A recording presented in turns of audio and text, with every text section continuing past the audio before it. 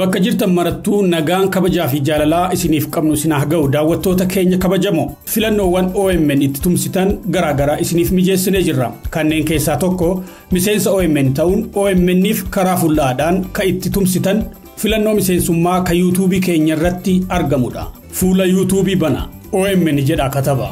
Logoon OMN bakka jiru cuqaasaatii profaayilii YouTube OMN argattu. Miseensa OMN ta'uuf filannoo subscribe OMN jettu cinaa join mallattoo jettu cuqaasaa. Bakka kanatti filannoowwan arjoomaa isiniif dhiyeessa. $1.5 kaasee filannoowwan garaagaraa dhiyaatu hordofuudhaan arjoomtanii miseensa OMN ta'uu dandeessu. Miseensa OMN ta'aa miidiyaa kana cimsaa. Tumsa gootaniif yoomillee galanni keenya dachaadha. OMN ijaaf gurra uummataa.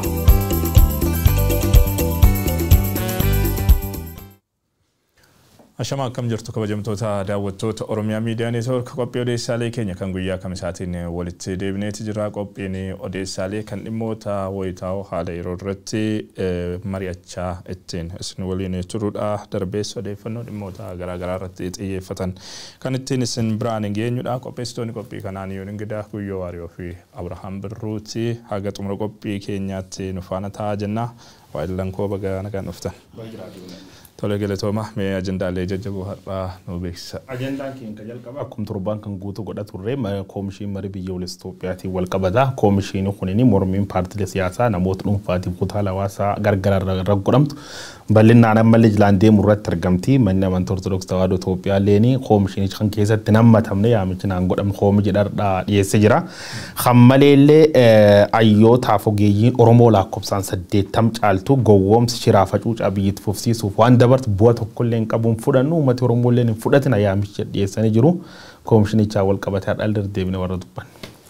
Tole yeroo dheeraadhaaf gabaan jimaa ugguramaa turuusaa gabaasaa turre OMN waggaa tokko caaluuf jechuudha waggaa lamatti yeroo siquu fi uggurri jimaa irra godhamu kun ammallee tuufeetti jira. Sababa kanaan immoo hawaasi baha Oromiyaadha kadhattu even sadarkaa kadhachuutti gadi nu buusee jira. Jireenya keenya hedduu gaaga'ee jira jechuudhaan himataati jiru. Kanarratti bal'inaan naasofna.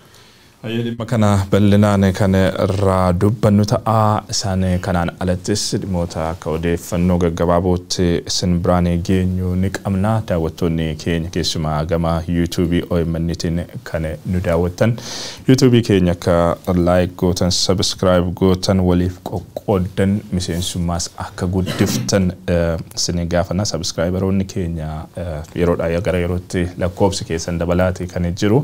Maamiltoota 600 65 darbineeti jirra. Miliyoona tokkoon akka geenyuufis itti fufiinsaan tumsi keessan haa jabaatu jenna.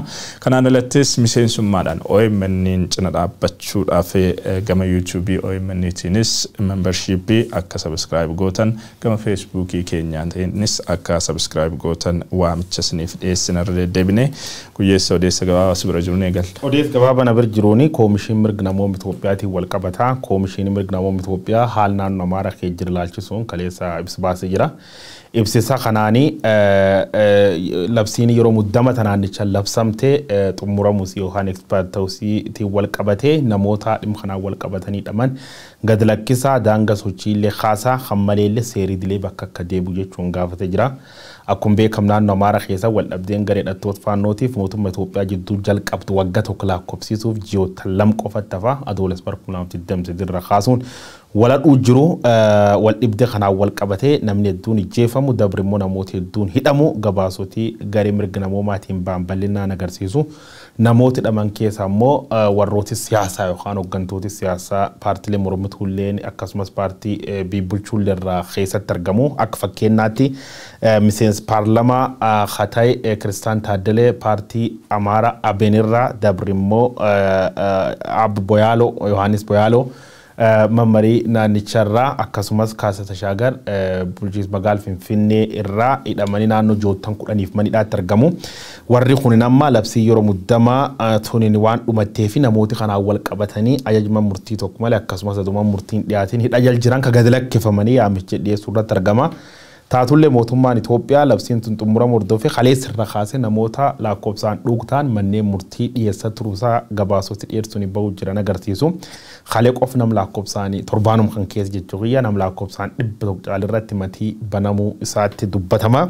Haali naannoo Amaaraa keessa jirtu kunini labsiin tun yeroo wayiitiif dabalataan dheerattullee haali jira gammaatti yaaddessa ta'uu isaa dubbatama. Magaalota gargaraa keessatti bombiin darbatamuu hooggantoota siyaasaa keessumaa qaamoleen garee hidhattoota faannoo kun namoota mootummaa dhiyeen qaban akkasumas hooggantoota yeroo akka akkaatti jecha raawwachuu akkuma tufufanii jiru. Haali naannichi keessa jiru gaafa wanni kun dhalattee irra jijjiirama agarsiisu lagammaa nagaan bu'uun jiru walijjechaan itti fuftee jirti.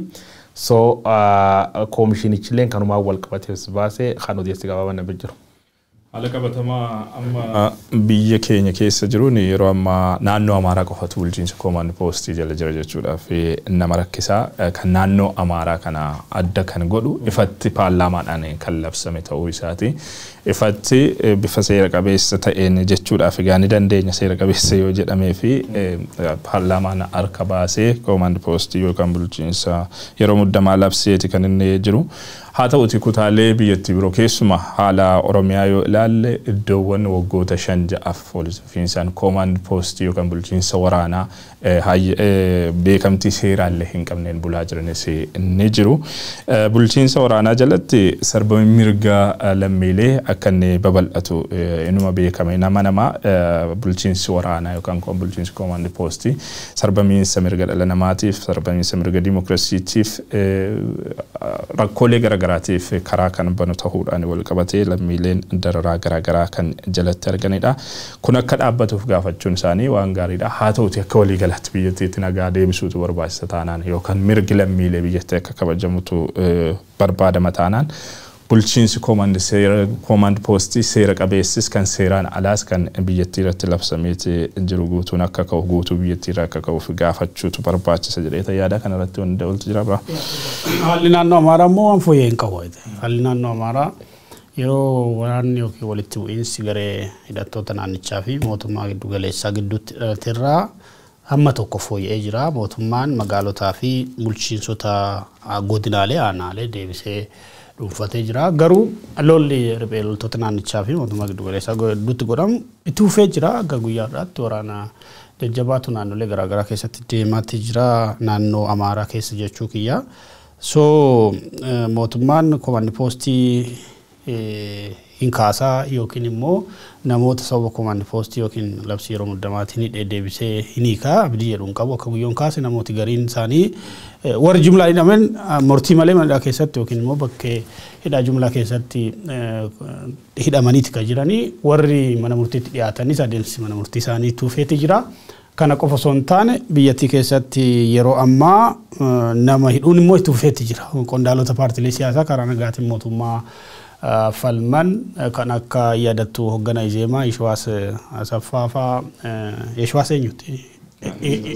Yeshawaas Asaffaa dabalatee immoo namoota even nageenyaaf waamicha godhaa jiranidha jiraachuusaa waraanni dhaabbatu jedhanii warra duula gaggeessaa jiran yeroo hidhaa jirutti warra kaleessa naannoo Amaaraa keessa isa morma isayyuu sochiin naannoo Amaaraa keessa jiru bakka hin dhaabbatinitti deebisee gadhiisaa yookiin immoo labsii kana hin kaasaa abdii jedhu hin qabu. Akka yuun kaase immoo kutaalee baay'eetti biyyi guutuun koomaand poostii jala jirti.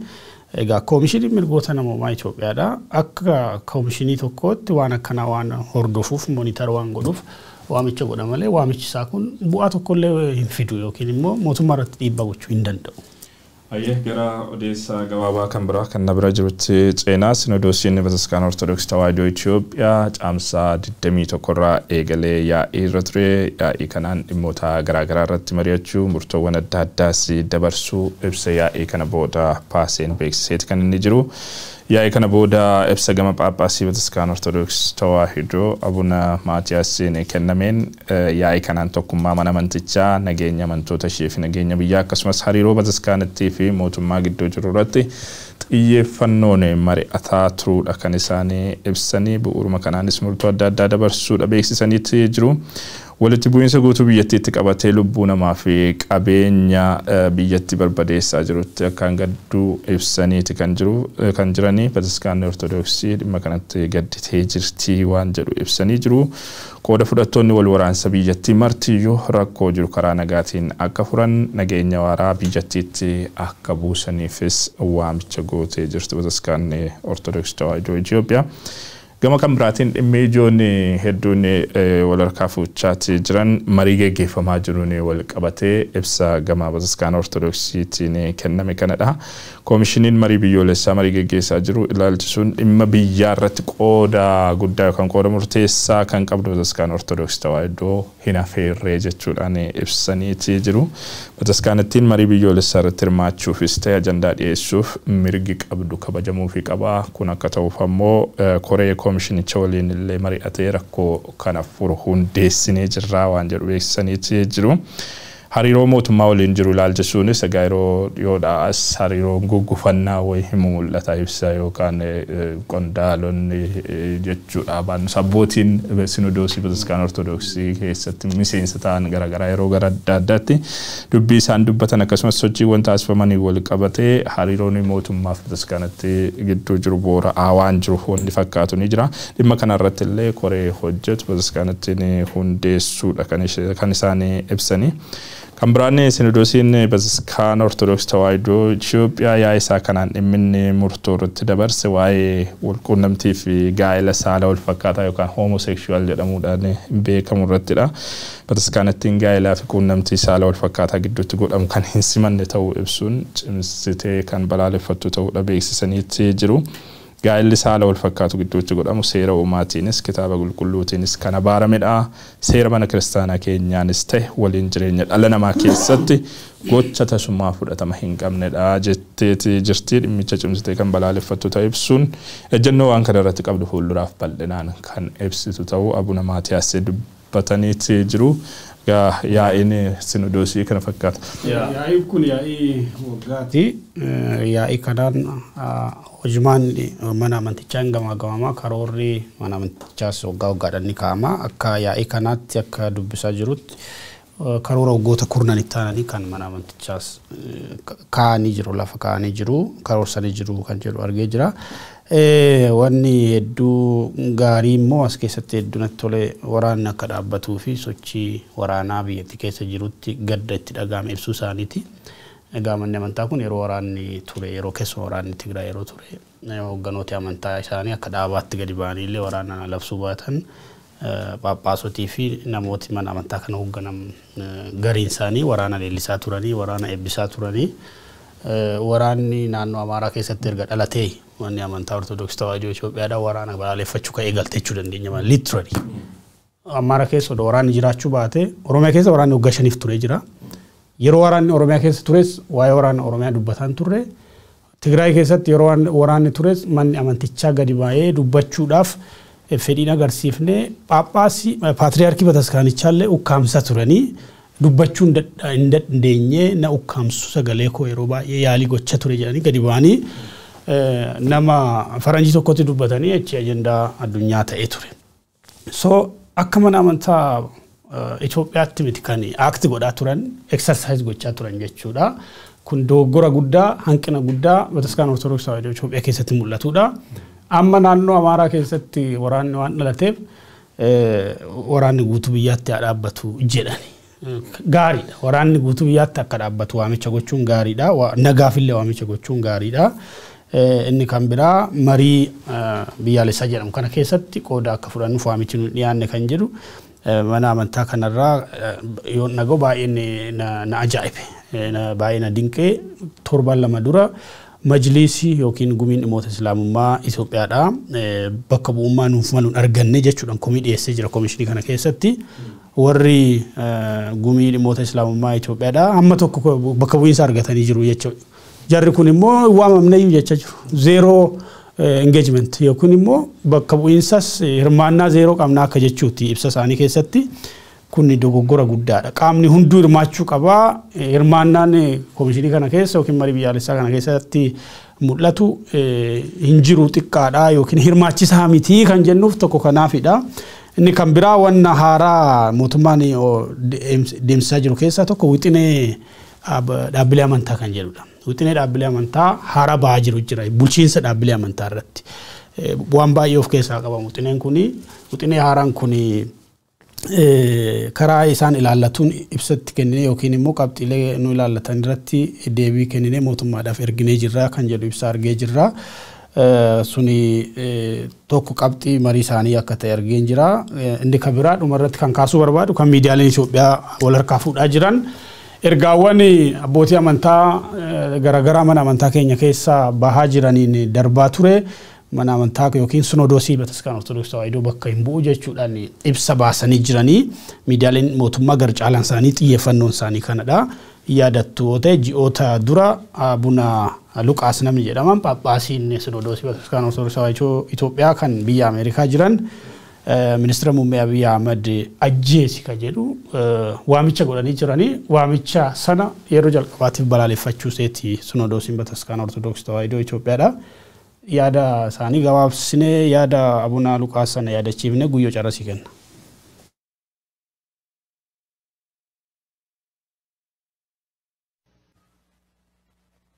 ዛሬ ግን እንደ ዳዊት አንድ ድንጋይ አንስተህ አብይን ግንባሩን ብትለው ለዘላለም ታሪክ ሲነገርልህ ይሏል። አንተ ዳዊት እሱ ጎልያድ እየተባለ አንድ ጀግና ወታደር ከዚያ መካከል እንዴት ይጠፋል? የወገኖቹ ሞት የማይነደው የማያቃጥለው ወታደር ምን ወታደር ነው? እሴቷም ቢሆን ትዋጋለች። ለዚህ ታሪክ አንድ ሰው ተዘጋጅ። የእግዚአብሔር ኃይል ያድርብኛል ብለህ ተዘጋጅ። አይዞህ። Dureen amantaa kunini haasawu kan tolchuu hordofee mootummaa Itoophiyaa biratti himatamee bakka hin jirretti hidha cimaa waggaa 6 itti murteessanii jiru. Mana amantaa Ortodoksii Tawaahidoo Itoophiyaa illee waan kan turtullee gad baatee balaaleffachuun wameeggama ture. Ani nama akkuma Abiraam jalqaba irra kaasee mana amantaa Ortodoksii Tawaahidoo Itoophiyaa kun pro waarii turte, waraan leellisaa turte, waraan keessatti hirmaachaa turte. Kanaaf kireeditii guddaa uummata bira qabdu, kireeditii guddaa amantoota bira qabdu dhabdee jirti. Amma naannoo Amaaraa keessaafis ta'u bakka biraatiifis ta'u yaamichi nagaa khasiin godhuu jirtu bareeda jennee rikogniishinii kennuufii qabna.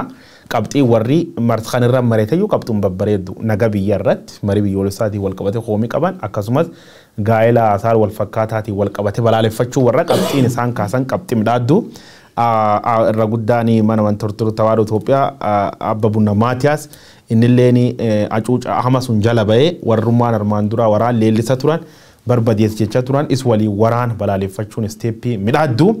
Khani saa wal fakkaataa wal qabate manni amantaa Ortodoksii Tawaahidoo Itoophiyaa dursite balaaleffachuun waan bareeddu jedhetti naman huyyaadhii kadhuunfaati ol dhaabatanii harka dha'uufi qaban wanni akkana biikheen seenuun qabdu nu akka mana amantaatti hin mormin jechuunis yaad bareedaa illee yaadichin deeggara naga biyyaatiin wal qabatee hariiroo mootummaa waliin qaban illee ilaalchise yaamichi warri gol midhaagaa kadhimmaa saa wal fakkaataa illee bareedaa marii biyyoolessaa akkuma Abiraam sun ajaa'ibsiifti mariin biyyoolessaa deemne wan Profeesar Mararaa Guddinaa jedhaan dhufuu jirra marii aduu jalin qabin dooti jedhee ibsee ture Profeesar Mararaani marii tan waan qaam mootummaa malee yookaan warra mootummaan bobbaasee erga malee qaami tokko marii biyyoolessaa tan dinqisiifatin argine paartileen siyaasaa takara nagaatiin qabsooftuuf taqawween qabsooftu guutuun hayyooti manneen even amantooti gugurdoon biyyatti kee jiran musliimi koomii qabaachuu karaa majlisatiin ibsachuu jira Ortodoksiin amantoota gugurdoo biyyatti kee jiran keessa tokko taate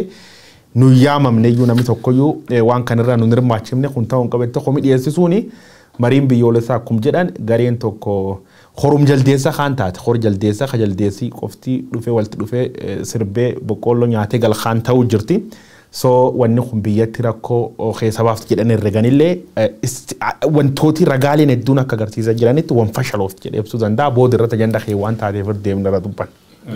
Dhimma kabira gabaabsinee irratti sofnuutti dabarraa dureen paartii mormituu Keeniyaadhaa Raayilaa Odingaa haasaatiif bana godhaniin Somaliland biyyi jedhamtu kan Itoophiyaan amajjii darbee olii galtee ulaa galaanaa irratti olii mallatteessite beekamtii biyyoomaa argachuu qabdi jechuudhaan haasaa godhanii jiranii Raayilaa Odingaa haasaa kana kan godhan dhuunfaa kiyya bakka bu'eetiin jira yookiin qondaala mootummaa yookiin immoo dhaaba kamuu bakka bu'eetii miti kanan dubbachaa jiru akka dhuunfaatti garuu Somaliland biyya walabaa birmadummaa qabdu taatee beekamtiin kennaafimuu fi qaba jechuudhaan waltajjii Chatham House jedhamu qopheesse tokko irratti haasawaa godhaniiti jiranii.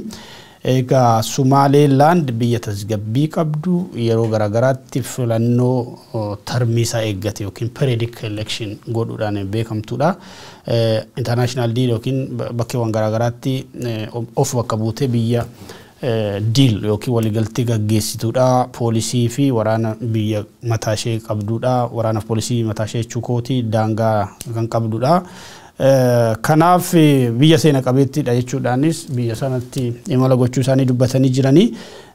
Kanaaf hawaasi addunyaa beekamtii kennuu fi qabaa jechuudhaan waamicha godhan Raayilaa Odingaa.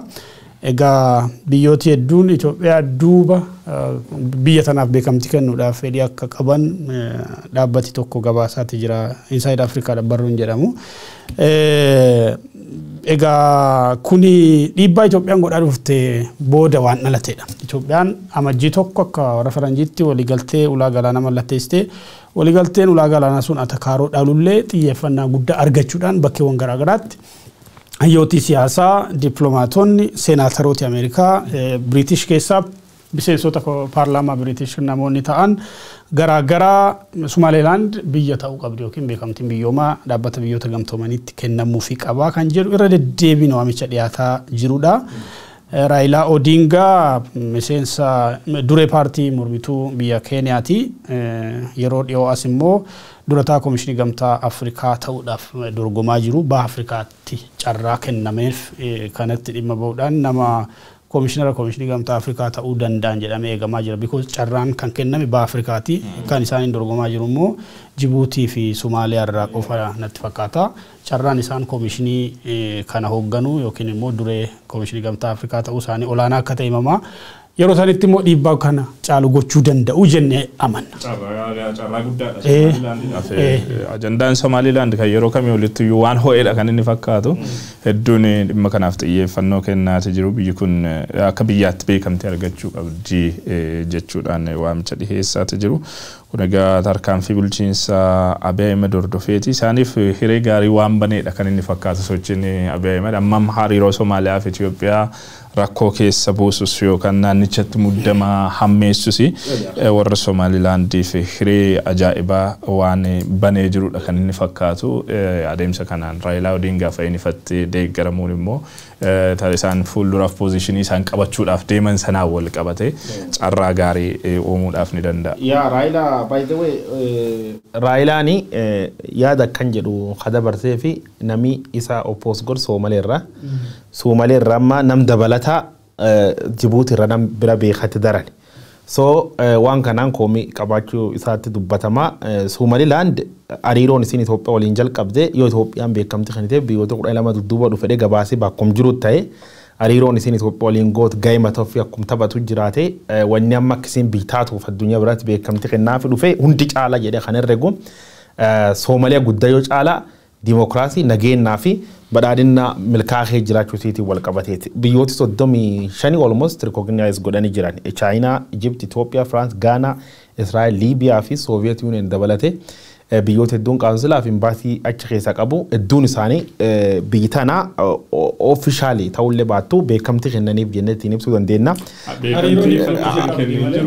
Hariiroo dippiloomaasiiti. I think biyyi jalqabaa China irrayyuu Taiwantu beekamtii kennee beeka. Taiwan ofiisayyuu akka UN keessatti biyyooman qabdu. Hin qabdu jechuun recognition status wanni godhanan isaan beekamtii jechuun kiyya imbaasii keessa banachuu qaansila keessa banachuun kun jajjabeessu Itoophiyaaleen sunum gootam Itoophiyaan beekamtii kenniteef naa warra armaan dura diqaadhi guddadhi imbaasiif qaansila keessa jaarkuun cufti Itoophiyaa hordofee kennuu fi danda'a jedhan erganii Raayilaa Odingaa tokko gamtaa Itoophiyaan dhiibban qabaate gamtaa Afrikaa irratti deeggarsi Itoophiyaa gulaan argachuuf Itoophiyaa gammachiisuuf lammeessoo dorgomaan isii Soomaliyaa waan taateef achi rukutuuf ta'uu dandeetti Soomalilaandiif immoo milkii jajjabdu jedhanii ibsuun hin danda'amtu. Haasaan Raayilaa hin jira. Gabaabsinis nafeerre gara ajandaa keenya ijootti dabaru. I know the history of that union between Somaliland and the South. It is not helpful. Now you have a situation where the South itself will take many years before they sort themselves out together. I think there's a very strong case for recognition of Somaliland as an independent state. But I'm speaking as Raila Odinga, not representing any government. Okay? Ayda wattoota Oromiyaa Miidiyaa Neetwoork odeessii gaggabaaboon har'aa fi odeessaalee keenya irraatiin qabanne kanneen turanii dhimmoota gurguddoo bal'inaan ilaallutti ceenaa sana dura garuu beeksisa tokko qabna. Beeksisa daawwannee deebina. Yooyyaa daawwattoota keenya. Irreen Oromiyaa Miidiyaa Neetwoork isin ta'uu keessan yoomillee qalbiidhaa isin baduun qabu. Ammallee miidiyaa keessan kana itti ufsiisuuf wabiin isinuma ta'uu ni hubattu jennee amanna. OMN maallaqaan tumsuuf filannoo harka keessan jiru keessaa tokko isin yaadachiisuu feena. Karaa PayPal OMN maallaqaan tumsuun filannoo keessan isa salphaadha. Kutaa addunyaa kamiyyuu kan jiraattan kana gochuu dandeessu. Yeroo daqiiqaa lama hin caalle keessatti karaa PayPal OMN'if maallaqa erguu dandeessu. Adeemsan isinitti himu kana hordofaa. Jalqaba Facebookii OMN dhaqaatii hidha yookiin liinkii PayPal jettu cuqaasa. Donate Oromiyaa Miidiyaa Neetwoork kan jedhu gaditti hamma maallaqa arjoomuu feetanii galcha. Ittaan saatii make this on monthly basis sanduqa jedhu cuqaasa. Amma immoo emailii fi passwordii akkaawuntii PayPal keessanii bakka isin gaafatutti waan isin gaafatu guutaatii gumaacha. Yoo PayPal akkaawuntii qabaachuu baattan immoo amma kana uummachuu dandeessu. Tarkaanfii hanga maallaqa gumaachuu feetanii isin gaafatu sanarra yoo geessan donate with credit card bakka jettu cuqaasa.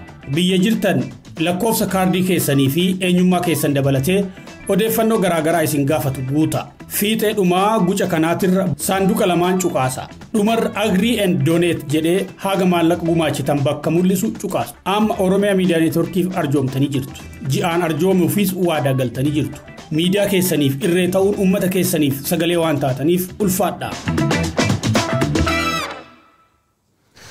Agati bana deebiin qophii keenya kanaan ijoo dubbii godhannee kan irraa mari'ataa turre dhimmi marii biyyoolessaa jechuun Finfinneetti deemaa jiru ammas ijoo dubbii ta'eeti itti fufeeti kan jiru hedduun adeemsi kun adeemsa bu'aa hin qabne adeemsa dursee gatate adeemsa immoo biyya gara rakkoo biraatti iyyuu oofudha jechuudhaan mormii balaaleffannaa irratti qaban itti fufaniiti kan isaanii jiranii. Jaarmiyaaleen siyaasaa Oromoo akkasumas kanneen biroon waan kana adda durummaadhaan warra dura dhaabbatan keessaati. Ammas hayyootiif ogeeyyiin Oromoo dhimma kana balaaleffataati kan jiranii. Uummanni Oromooillee akka waan kana hin fudhanneef waamicha gochaati kan isaanii jiranii. Hayyootiif ogeeyyiin Oromoo 83 ta'an ibsa waloodhaan baasaniin marii biyyoolessaa jechuun adeemsi eegalame waan fudhatama hin qabnedha jedhu. Hayyoonni Oromoo kunneen koomishiniin marii biyyoolessaa Itoophiyaa jedhamu adeemsi inni ittiin deemaa jiru kun kan balaaleffatamuu fi uummanni Oromoollee waan simachuudhaaf hin qabne shira gowwoomsaati wanni deemaa jiru jechuudhaan ibsa baasan kanaan eeraniiti jiru.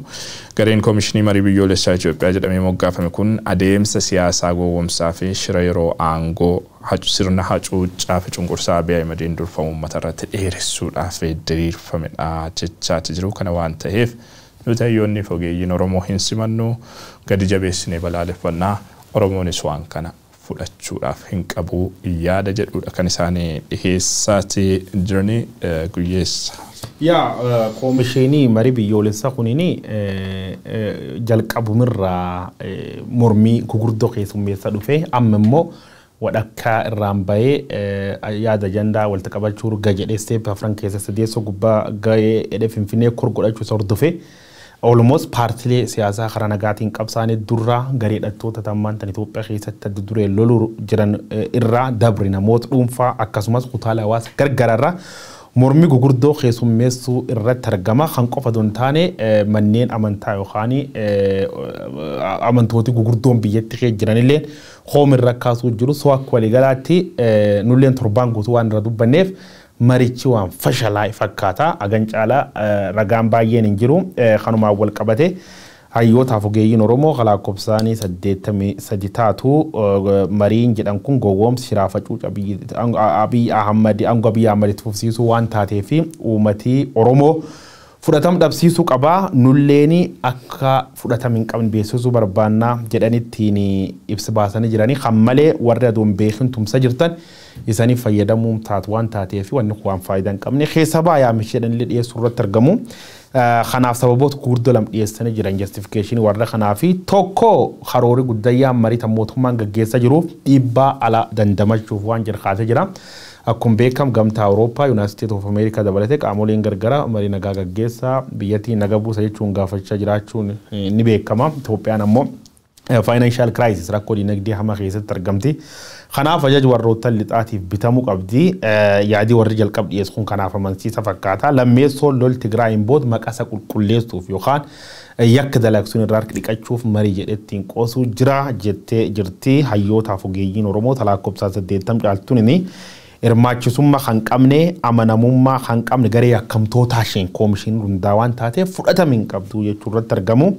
Fakkeenyaaf maqaa adoo marii biyyoolessa gaggeessu jechuu jiru maqaa shanee deeggartan jedhuun jala gubbaan uummata fixaa hooggantoota siyaasaa kan maricha keessatti hirmaachuu qaban ajajma murtii malee ugguree yakka dalaga marii biyyoolessa jechuun qoosaa waan jedhu dhiyeessanii warri yaamichi marii dhugaa godha turan kanneen akka kaafoofa baa'oofaan hidhamuu jeefamuu akkasumas siyaasa keessa dhiibamuu dabalatee yakkoota durra dalagamuu jiranii qoosaa kan fakkaatu dhiyeessuun fudhatama hin qabdi jedhan dhiyeessanii yakkootii inni duraan dalagaa ture fakkeenyaaf mootummaan Abiyyi Ahmad yakkama jedhanii jiru yakkama jechuuf ammoo ragaalee akka dhiyeessanii jiru sun keessa tokko dhumaatii gada Karrayyuu kan miidiyaaleen akka Reuters saaxilan fakka ragaa dhiyeessa jira kan malee jecha battee urgeessaa koomishinii mirga namoomaa Itoophiyaa godheef aalam guutuu Oromiyaa keessa bal'inaan deema jiru wal qabsiisee gareeni hayyootaaf ogeeyyii Oromoo kunini koomishinii marii biyyoolessaa kan balaaleffatanii jiru koomishinii marii biyyoolessaa kan akka waliigalaa yoo fudhan taate deeggaraan mootummaaf war mootummaa deeggara muraasa qoftee argamu irratti argama. War siyaasaa warqa khara nagaatiin qabsaa haqawweellool kutaala hawaasa gargara dhiyeennum kana magaal Finfinnee gamtaa maanii Finfinnee jirtu tokkolleen koomii wal fakkaataa haaromsa Finfinnee waldaan hawaasaa dhufti koomii dhiyeessaa kan malee amantaaleen gugurdoon biyyattiin qabdu majlisii dhimma islaamaa Itoophiyaa haaluu maluun keennuun galchinee koomii jedhu dhiyeessa jira manni amantaa ortodoksii tawaahidoo Itoophiyaa yaamichuun nuun godhamne jedhu irratti argamti mootummaan garuu Itoophiyaa yemakarechuun jedha qaamii ganga'u qaamii walaba amantaa siyaasaa cufti waan kan balaaleffachaa mootummaan Itoophiyaa yemakarechuun jedha dubbii wal dhoofte jirti jechuusoo dubbuma jalqab Profeesar Mararaa Guddinaa jedhaanti dhufuu jira adoo jalin qabini waan du'e in salleessee bacancaree jedheebsa ture practically sunu marguu jira jechuudha. Yaa salleessuu jechuun gatatu jechuudha. Gatatee jira already gatatee jira marii biyyaalessa jalqabarraa gatatee jecha fudhachuu dandeessa. Sadarkaa kanatti iyyuu ajandaan mootummaa bushaayee yookiin immoo mormii keessummeessee waggoota darban waraana ta'e malee kan biraa jira jedhee yaadu mootummaan yeroo garaagaraatti warri ce'umsa barbaadu yookiin immoo warri nagaaf yookiin immoo marii biyyaalessaa waamicha godhu tokko foorra aangoo barbaadu lammaffaa immoo dhiibbaa qaama sadaffaa warra of duubaa qabanii jedhee ibsa ammayyooti kunneen ardii Awurooppaa, Ameerikaa, Austraaliyaa garii isaanii ardii Eeshiyaa keessa Afrikaa keessa illee warra jiran hayyoota 83 backgroundii garaagaraa kan qaban ogummaa garaagaraa kan qaban sadarkaa barnoota garaagaraa kan qaban baay'ina isaanii illee olaaltu hedduu jechuudha. Hayyoota Oromoo 83 jechuun lakkoofsa guddaadha.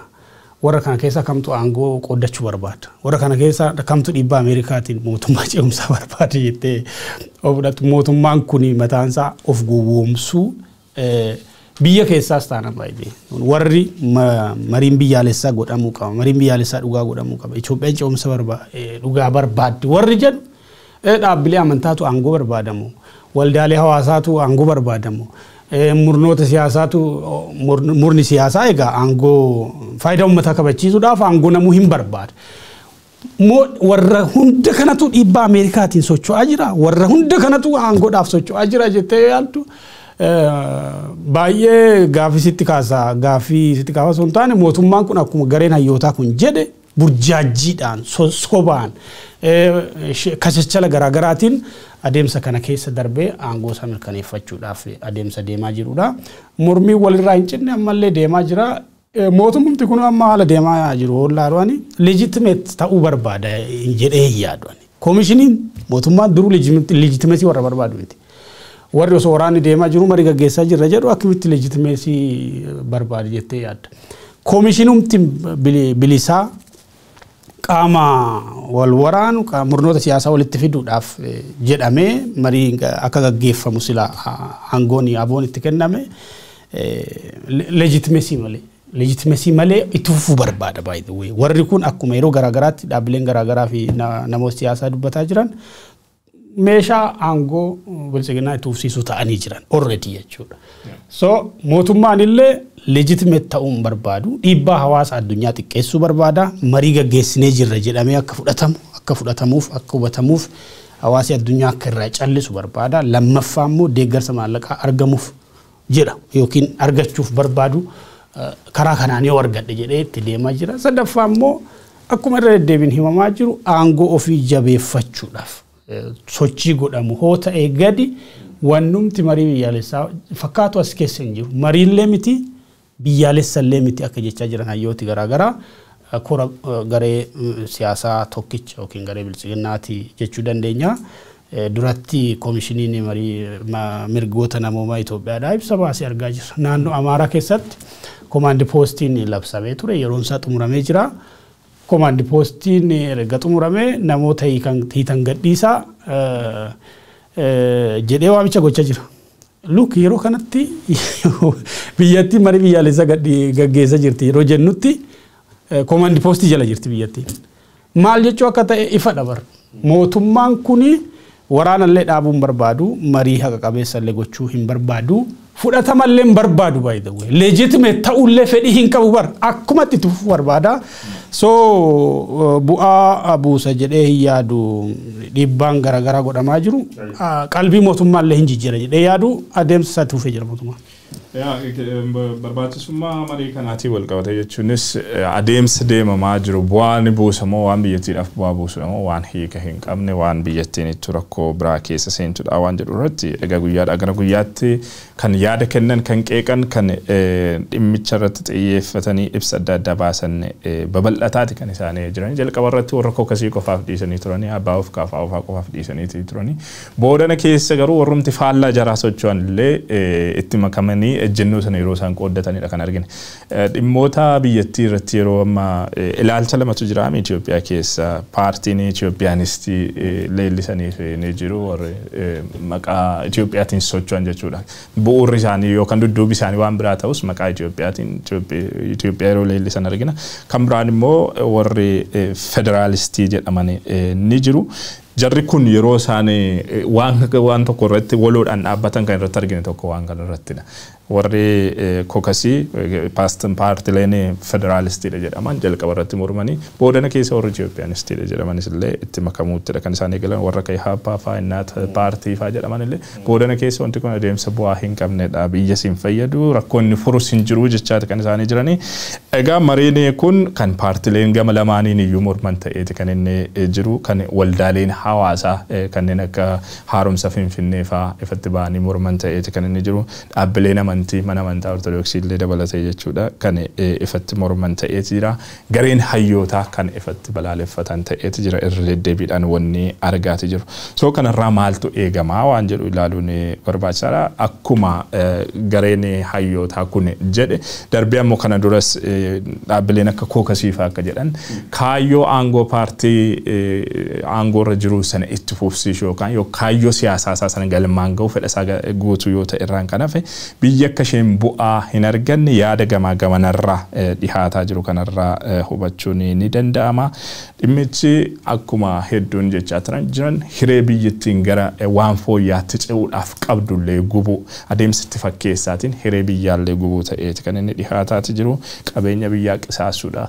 Yeroo qisaasuudha murtoowwan waan kanaan darban fuulduratti hojiirra oolchina jedhe socho'uun isaaniif paartiin aangoorra jiru adeemsi deemaa jiru sun dogoggora ta'uu hubachiisanii ittiin of duuba deebisuudhaaf iyyuu yeroo dheeraa dhagaa kan inni gaafatu waliigalaan biyya kasaaraa keessa kan buusu biyyaaf uummanni kan itti kasaaran tarii yoo bu'aadha jedhee yaadeef paartiin aangoorra jiru wanta biyyi irratti waliin galle yookaan hedduun irratti waliin galle bu'aadha jedhee yaaduun paartii aangoorra jiruuf iyyuu ittiin yeroo isaa dheereffachuuf ittiin waan barbaadu sana gadi dhaabbachuudhaaf yaaluudhaaf itti dhimma ba'uudhaaf ni danda'a. Akka bu'aatti kan irraa fayyadamuudhaaf socho'aa jiru paartii aangoorra jiru qofadha. Kun ammoo biyyaaf kasaaraadha jechuu dandeenya. Waan baay'ee ajaa'iba marii biyyoolessa tanaa akka yaadaatti warri qawween lolus karaa nagaatiin qabsaa'us uummati bal'aan namu waraana jibbee nuffee waan jiruufi yoo mariin dhugaa taate waliigalteen godhamtu hunduu waan jaalatan fakkaata dhibbirra dhibba. Ibsumaa mana amantaa Ortodoksii Tawaahidoo Itoophiyaa olaaltu hundi caala waan bareedaa marii biyyoolessa godhamuun garuu keessaa nu baasanii jedhan. Paartileen akka afoo abaa'oota morma jiran kun faan jirtu warra jalqab gaafachaa ture. Gamtaan paartilee mormitu warri hidhattoota illee yaada kan hin deeggara. Garuu mootummaan waan cufayyuu akkuma yeroo tokko beekta ijoollee xixiqqoo magaala keessatti karameella fanam jalaatti nam shawwaddu. Wamdi xiqqoo akka si jala fudhatte dhahum xiqqaa mul'atu fa jala dhokattu. Amal kiraateeriyaa mootummaan guunnu tokko yoo mootummaan taphatu mul'ata. Kun ammoo akkuma bileen colataa afaan jedhan biyyatti gara badii biraa geessaa carraan Itoophiyaan deebite survive godhu waliigaluu carraan kun gubat waan jirin fakkaatu kisaara rakkisaaruun jecha ibsu. Amma Suudaan hayyoota kanaa ogeeyyii 83 kanaayyuu kana dhaba. Adeemsa kanaan Itoophiyaa keessatti karaa mootummaan deemuun by the way seerota jijjiiramuuf jiru. Argaa jirra kalee dheengadda gabaasa BBC laaltanii jirtan instituutiin qorannoo Itoophiyaa jedhamu heera biyyattii keessaa artikiloota fooyya'uu qaban adda baasee qorannoo gaggeessan ture jecha jira. Sirna federaalizimii irratti caaseeffama yookiin amma sirna daangeffama naannolee jiru kana garamaaf barbaadanitti fooyyessuu danda'u, jijjiiruu danda'u. Institutional reform yookiin dhaabbilee garaagaraa keessatti haaromsa ofii barbaadan jijjiirama ofii barbaadan fiduu danda'u seerota haaraa alaabaa fa'aa waan jedhan irratti jijjiiramoota fiduuf fedhii akka qaban argee jirra. Haasaa ministeera muummees kan dheengaddaa waltajjii marii biyyaalessaa jedhamu kan irratti godhan yoo laaltu waan akkasii akeeka. Waa'ee heeraa dubbatanii jiran, waa'ee alaabaa dubbatanii jiran. Dhimmoota armaan durayyuu madda atakaaroo ta'an biyyattii keessatti madda garaagartee ta'an irratti kophaa mari'atanii kophaa murteessuudhaaf jiru jechuudha. So kuni garaagartee ginumaayyuu armaan dura biyyattii keessa ture bal'isee biyyattii gara kana olitti gara hamaatti geessu akka danda'u hayyoonni 83 kunneen akeekanii jiranii kan irra deddeebiin dubbataa turre. Adeemsi mootummaan filate kun biyyattii gara gaaga'ama kana olitti unkurama kana olitti geessuu danda'a malee waa wayyeessu hin qabaatu jecha turre. Warri qalbiitti deebi'an jiranii adeemsa kanarraa ammoo bakkee dubbatti hin deebinellee gaanii jiran. Armaan booda Finfinnee irraa eegalanii jiranii naannolee keessatti maniin itti ufaa achi booda jijjiirama barbaadanii godhu jechuudha. Suni balaa qaba. Egaa itti ba'aa marii kana fuulduraafis itti deebi'uun keenya hin hafu waan ta'eef har'aaf asuma irratti walitti qabnee gara ajandaa keenya isaa lammataatti ceena yeroo hin qabnus gabaabaa waan ta'eef rakkoo ijoo daldala jimaa yookaan uggura jimaatiin wal qabatee qotee bultoota baha Oromiyaa mudataa jiru irratti kan fuulleffatudha. Baruun addis istaandaardi rakkoo kana bu'uura godhachuudhaan xiinxalaa bal'aa barreesseeti jira. Bu'uura gabaasa kanaatiin qaraxi humnaa olii oomisha jimaa gabaaf dhiyaatu irratti gatamu akkasumas daangeffamni oomisha jimaa gabaa biyya alaatiif ergamu irratti kaa'ame hawaasa rakkoo guddaatiif saaxileeti jira.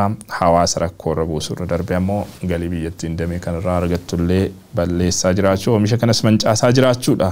Gabaasni bal'aan kun kan inni eeru. Qonnaan bultoonni Harargee miidiyaan kun dubbise kufaatiin gabaa jimaa mudate kadhattummaaf nu saaxilee jira jechuu irratti argamu. Gariin qe'ee isaanii gadi lakkisanii magaalaatti baqachuudhaan kadhattuu ta'anii jiraachuu filataniitu jiru. Gariin ilmaan isaanii barsiifachuu dadhabuun mana barumsaatii yaasuu fi dirqamanii jiraachuu gabaasni kun ni mul'isa. Kan beelarra bu'e danuudha. Tarkaanfii daldala jimaa irratti fudhate kana akka daba bu'uura jiruuf jireenya hawaasa baha Oromiyaa kana diiguu yookaan mancaasuudhaaf raawwatameetti kan ibsan ni jiru. Qaamolee hawaasaa garaagaraa dubbiseeti jira miidiyaan kun dhimma kanarraa dubban. Dhimmi jimaa wal qabatu yeroo akka kaalnullee ajanda goone irra dubbachaa turre uummati keenya kan arge galiin isaa harki olaanaan jimaa irratti xiyyeeffatu akkuma bakka gargaraatti jireenyi hawaasichaa hagariin looniin jiraata hagariin qonnaa qamadii garbuu xaafii kanaan jiraata hagariin ammoo jimarra jiraata jimarra fayyadama. Rakkoon jimaatuun dhaga'amu akka jalqabdi yaayyuu wabubbultee rakkoo jimaa tanaaf hoomsi guddayyaan mootummaa ta'uu irra deebiin uummati hommachaa ture mootummaa namuu rakkotan furatu hin taane bal'inaan rakkotan ammeessa jiraachuu gabaasichi kun bal'inaan kaasuu irratti argama qaraxa humna olii fakkeenyaaf qote bulaan danfee dadhabee haramee isteep akka kahee darbe gaaf gabayaa dhiyeessu qaraxa humna olii gubbaa kaa'u khisaara malee tirfi tokko baachuu dhabuun yaaddo jalqabaati lammeessoon ammoo daangeffamee kaa'u biyya laatti ergu dhowwanii biyyum keessatti by the way jimaani wantoota Itoophiyaan export gootee beessa gurguruu argatte keessatti ramadama amma daangeffamee kaa'amu kunini jimaa uummati biyya keessa qofti hin qabamu yookaan irra itti gargaaramu biyyi biraallee ergamee madda galii ta'a amwanni daangeffamee kun kaa'aa fi dallaaltota yookaan namooti mootummaatti hidhata qaban yookaan qaamolumaan mootummaa khaguyyaate biiroolan halkanii ammoo hojii dallaalummaa hojii saamicha hojjetan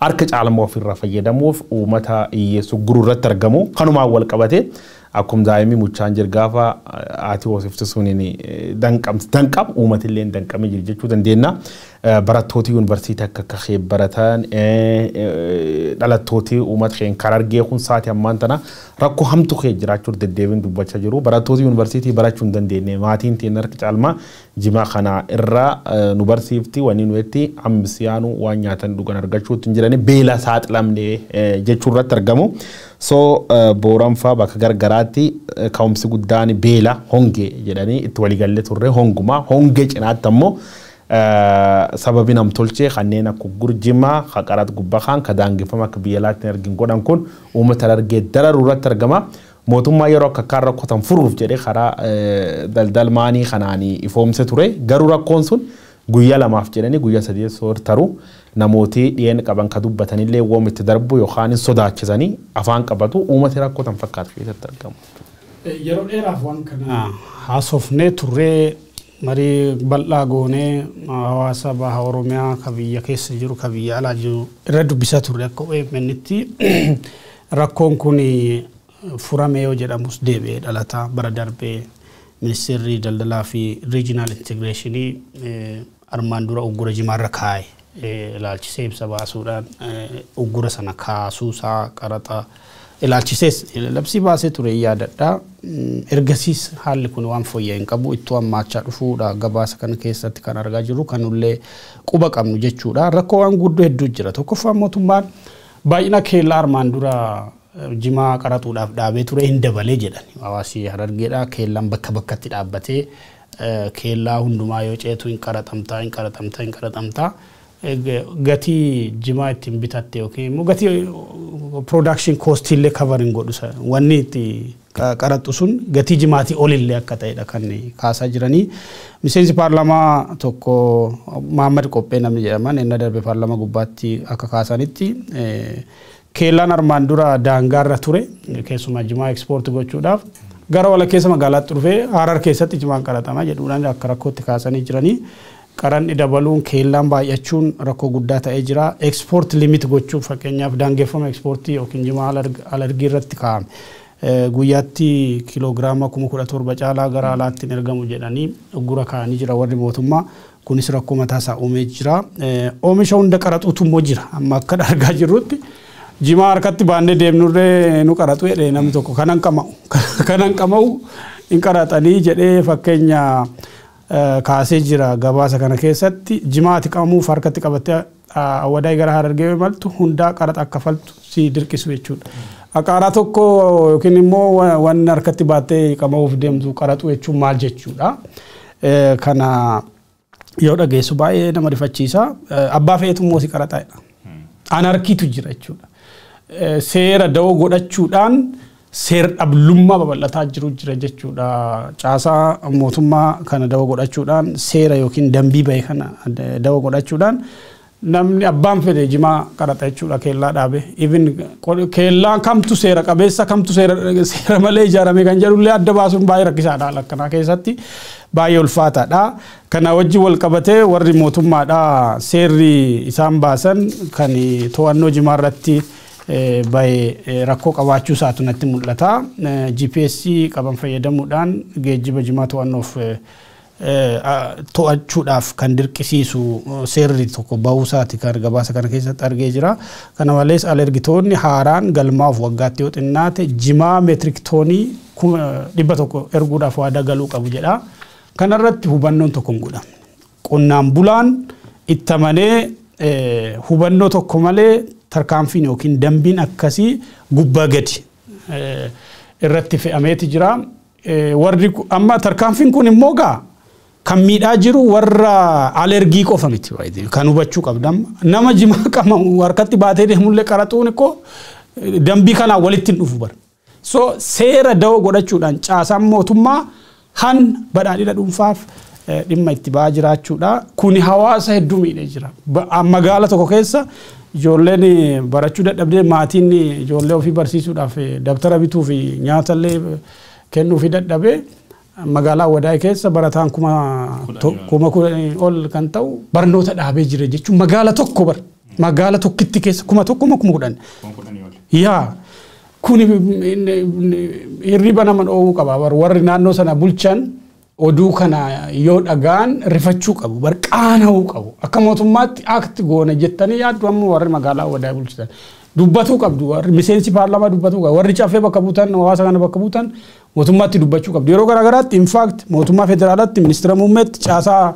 sadarkaan jirutti himannee jirra jedhan namni nama dhaga'u hin jiru biyyattii keessatti abbaa irree daraaree jirutu jira ummati waan jedhu hin dhaga'amu baay'ee nama gaddisiisa sadarkaa beelaanii kadhattuu ta'utti amma gabaasa kana keessa namni Aliyyi jedhamu Harargee jiraachuu dadhabee kan jimaan jiraatu Finfinnee dhufee markaato kadhachaa oolee shaggaritti galaa jedha gabaasa kana keessa jalqaba irratti olaaltu.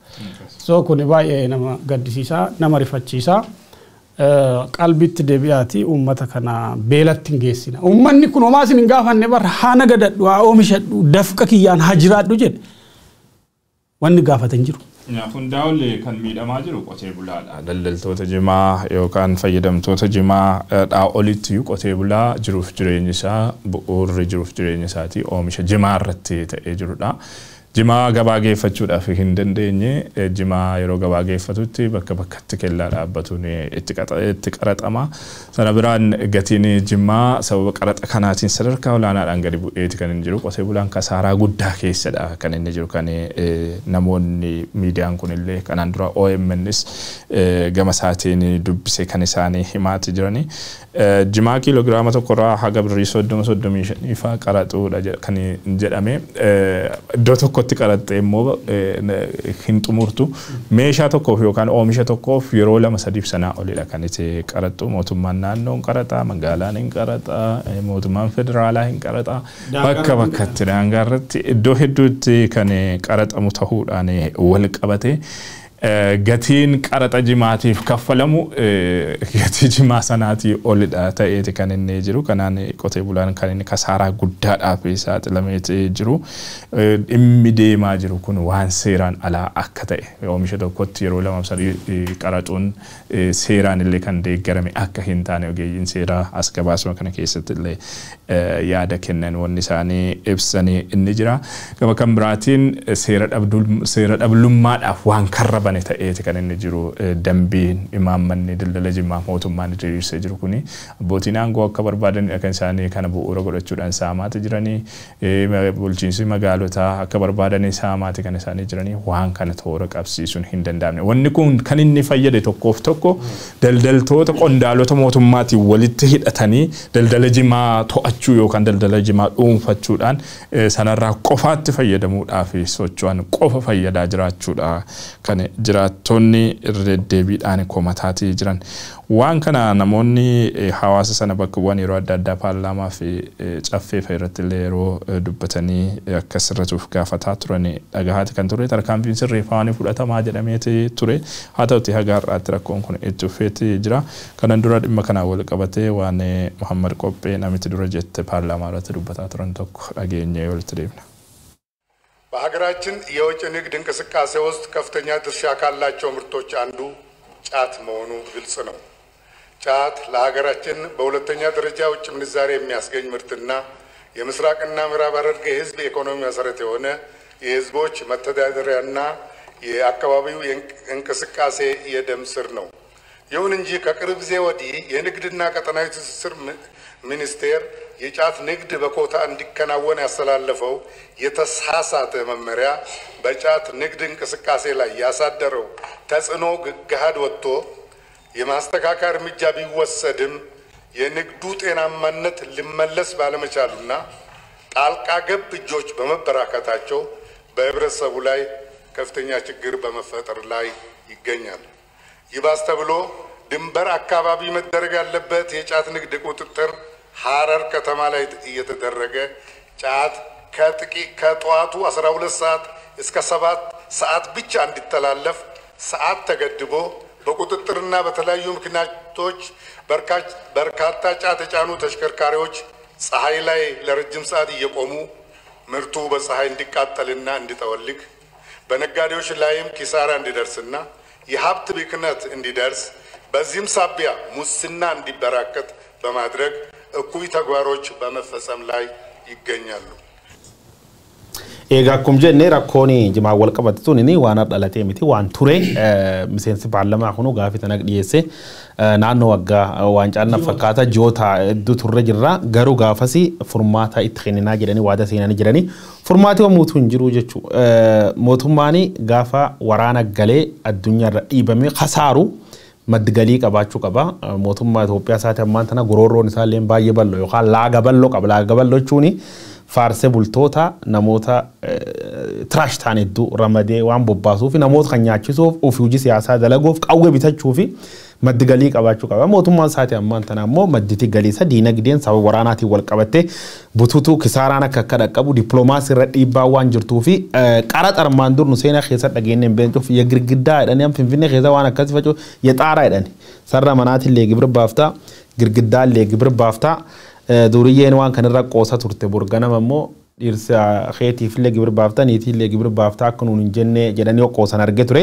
soo akka waliigalaatti uummata argee kun akkuma irra deemin dubbachaa jiru qaraxii jimaa magaala irratti keella magaala qofa ton taane gabaya keessa yookaan nam jimaa birrii 100 yookaan 50 bitatee ce'uuni qabanii qaraxa kaffalchiisu jechuun afaan akka loon harka afaan kaanii kiniin geessa guuran sun gana afaan kee jirtullee fi qaraxu qaban jechuu danda'u mala soo kun ammoo uummata biyyatti diinagdeen dadhabsiisa dhufee namoota hedduu gara beelaatti dha'u irratti argama Itoophiyaa keessatti bakki beelitti namni hin jirtu jechuudha kallattii afraniinuu beeltuu uummata biyyatti gaagaata jirti kibbaatti gujii booran keessa waan taatu addunyaa beeka dabri naannoo Amaaraa kaaba Itoophiyaa Tigraay fi Amaara keessatti waan dhagaa'u jiru qubqabna lixi Oromiyaa ambayii Oromiyaa kun lixi Oromiyaa wallagga waan cufteen beelofte jechuudha amma uummati keen karargee kaawwan geenin ta'in kabonaan ta'in ka dhiibba rabbiitiin ta'in dhiibba namaatiin diinagdeen ta'in dadhabdee beelamtuu keessatti argamne jedhee yoo inni waatu argitu waan baay'ee qalbii nam cabsaati sadarkaan biyyattiin gubbaa jirtu kanaa jechuudha. Badhaadhinna diimokiraasii adoo maqaan taate adoo sila badhaadhin jedhanii badhaane gaarii turu adoo sila mootummaa nageenya diimokiraasii jedhanii nagaa argannee diimokiraasiin jiraate eenti jibba barcuma horoof namni cuftiin lolu. Nama hedduun naga barbaada nama hedduun diimokiraasii barbaada nama hedduun badhaadhina barbaada ilmi nama tanumaaf wal nyaata dhugaan maalii wani laf jira maalii nam beekoof sob malee kaan cufti sirrii beek jedhettiin amana rakkoo adargee ispeesifikaalee fudhannee sababoota guddoo rakkoo ta'an honge caalaa waraanallee caalaa isuma riilatiivlii kutaala Oromiyaa bakka hedduu keessatti bakkitti waraanii arkolaanaan guddootti mul'atin keessumaa wal dhibdeen argeen hin goomitta qabdi akka gujiifaa wallagfaa jiddu galeessa Oromiyaati yoo wal bira qabdi goomitta qabdi rakkoon uummata keen kan argee bad policy yookaan imaammata badaa mootummaan hordofu imaammati kun imaammata mootummaan Itoophiyaa yeroo addunyaa duratti ittiin himatan beelak meeshaa waraanaatti itti fayyadamu waan jedhaniin himatan mootummaan Itoophiyaa uummata argee haqotatee jimaa ofii facaafatee silarra fayyadamuu qabu karaa qaraxaatii yookaan akka inni gurguran biyya laatti argin godhanii beelessu jechuun imaammata uummata beelessu kan mootummaan itti fayyadamu jettee ibsuu dandeessa. Baay'ee mootummoota abbarree hamaamoon akka Isaayyaas Afewerq uummata beelessuun beekamu. Waan kan armaan dura dubbachaa ture. Garbummaa hundaa olii beelaadhaan diktaatorooti hamaamoon taaktikii warri itti fayyadamu nan beelofs. Namni gaafii yoommatee hin jiraan nyaatanii dabbasaa qabsoon isa injiraan sun waliin yookaan gara isaa waliin sadarkaa sun gubbaa dabruu hin danda'u. So uummata beelessanii dhimmi siyaasaa haqa dhugaa bilisummaadhaan akka dagatuuf waan godha jiran fakkaata. Kunin uummatallee khasaartu waan dabarte mootummaan fayyar jedhee hin herregu uummati gaaf beelay mootummaa nyaataa. Profeesar Maraaraan baay'ee raajii jedhani warra amantaa keessatti wayimu fuuldura predict jiru tantesii godhu Profeesar Mararaa Guddinaa raajii jennee ibsuu dandeenya because siyaasa nan barate sirriitti ganne dulle keessa raajii siyaasaa jennee ibsuu dandeenya. Ardhuumatti nyaatanii boruumatti nyaatamullee waan jirtuu fi mootummaan Itoophiyaa qalbii deebi'aa inni agibeennu yaa gorsine gorsa keenya dhiise addunyaa fudhachuutti hin jiru ana ganum jedha. Ummati waan nyaatu dhabee mootummaa nyaataa kan mootummaan hoo jiraate mootummaa kamtu nyaatama amma mootummaan hin jiru jechuudha isuma jiru kana maaliif hin kana ani dambiin kun export irratti ba'e baay'ee garuu inni kan miidhaa jiru daldala alergii qofa miti akka nama ooyiruu qe'ee isaa keessa qotatu jimaa qe'ee keessatti oomishatu kaasee nama jimaa harkatti baatee qamahuudhaaf karaa deemuu dabalate haga dhaqee warra expert godhutillee miidhaati kan jiru. Miidhamni kun miidhama qonnaan bulaa argee miidhama daldaltoota argee miidhama warra jimaa keessatti qooda qabu qofa miti biyyatu miidhamaa jira. Dhugaa dubbachuun warra biyyaa yaadanii jarri kuni jimaan yuun waliin haasawaa ture stuudiyoo seenuu keenyaan dura ekspoortii biyyattii keessaa doolaara biyyaalaa fiduudhaaf jenereet gochuu keessatti lammaffaarra ture naannoo tokkoffaa lammaffaa bunatti taanee lammaffaa ture biyyattii keessatti. Amma sadarkaa sana hin jiru jimaan. Sadarkaa 3 4 5 faa gadi bu'uu danda'a jedhee yaada gabaasotti argaa jirru doolaarri jimaadhaan jenereet godhamaa jiru baay'ee gadi bu'ee jira. Kun dhiibbaa kana gama kanaan dhufeedha tokko kan agarsiisaa jiru malee jimaan oomishisaa gadi bu'ee miti namni oomishuu dhabamee miti jireenyi hawaasa qonnaan bulaa Harargeedhaa irra caalaa gajimaan export ta'u jimaa baha Oromiyaati jimaadhuma irratti kan hundeeffame hawaasi miiliyoonaan lakkaa'ama. Wanni jijjiirame hin jiru. Wanni jijjiirame seera qonnaan bulaa deegsuudhaaf garee muraasa fayyaduudhaaf bahe kanadha. Warri kun biyyaaf yaadanii kontirobaandii daldala jimaa irratti deemu to'achuuf jedhanii miti. Daldala jimaa namooti muraasi akka dhuunfatan rent seekers gareen maxxantuun mootummaa fi daldaltooti maxxantuu mootummaa taate waliin jimaa daldaluu fi gabaa jimaa dhuunfachuudhaaf jecha sochii godhaa jirtuu fi dambii wal taatee baaftedha. Maaliif qondaalli mootummaa mormaa jira argaa jirra bara. Mootummaan ofiisa mormaa jira.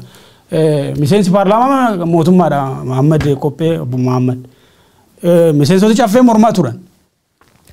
Egaa warri kun caasaa maal jedhama bakka bu'oota uummataati yoo jedhu executive keessaas namni mormu jira. Warri seeraas mormaa jiru argaa jirra. Dhimmoota seeraa irratti warri hojjetan. Mootummaan qaama sadii irraa ijaarame jechuudha barbaadetan. So garee muraasatu irraa fayyadamaa jira jechuudha. Garee muraasituun seera iseedhaaf taatu boccee akkaataa jimaa gabaa fi oomisha jimaa itti to'atan diriirsitee uummata miiliyoonaan lakkaa'amu kanaatti galchaa jirti. Rent seeking economy. Economy maxxantummaa, economy kira sassaabdummaa irratti ijaaraa jirti kun biyyaafillee balaa qaba baay'ee. Gaafa yaadiktu tureyyuu rent seeking rent seeking political ideology jedhamu olaantummaa argatee jira biyyi sun baduu fi jedhamaa ture. Gaafuma yaadiktu tureyyuu amma in general Itoophiyaan dinagdeen seeyyuu dinagdee rent seeking taatee jirti. Dinagdee abbaan qabeenyaa fi qondaaltota mootummaa murtaa'an walitti maxxananii itti nagadatanii fi irraa fayyadaman hawaasi bal'aan keessatti deegu kadhattuu keessatti ta'utu uumamaatti jira jechuudha. Ya kaayyoon dambii daldala jimaatiin wal qabatee bahee yookaan bulchiinsa Abiy Ahmed baasee madda rakkoo ta'ee jiru daldala jimaadhuma guutummaadhumatti dhabamsiisuudha. Jimaan ijoollee barnoota dhorkee jira jechuudha. Jimaa biyyattii keessa dhabamsiisuudhaaf adeemsa deemamuudha jedheeti kan hawaasni sadarkaa sanatti hubateeti kan inni balaaleffataati jiru. Egaa mootummaan Abiy Ahmed tarii yookaan Abiy Ahmed nama jimaa jibbu ta'uudhaaf ni danda'a. Haa ta'uti jimaan hawaasa sanaaf hiikni qabu maali jiruuf jireenyi hawaasa sanaa fi hariiroo jimaa gidduu jiru maal fakkaata waan jedhu ilaaluun baay'ee barbaachisaadha. Hawaasa kana bu'uura jiruuf jireenya isaatii kan taate waan ofii keetti ilaalcha jibbaa jimaa irratti qabduuf jecha qofa bu'uura jiruuf jireenya hawaasa miiliyoonota mancaasuun kun jiruuf jireenya isaanii danquun kun yakkadha. Dhimmi kun osoo sirnaan irra deebiidhaan ilaalamee tarkaanfiin sirreeffamaa fudhatee waan jedhuuf egaa sagalee hawaasichaaf ta'uudhaaf dirqama waan qabnuuf dhimma kanarra deddeebiidhaan ajandaa gochaatti jirra. Odeessaalee keenya har'aatiin dhimmoonni ijoo godhannee qabannee dhihaanne kanneen turan daawwattoota Oromiyaa Miidiyaa Neetwoork guyyoota itti aananiin walitti deebinaa waan waliin turtaniif galatooma.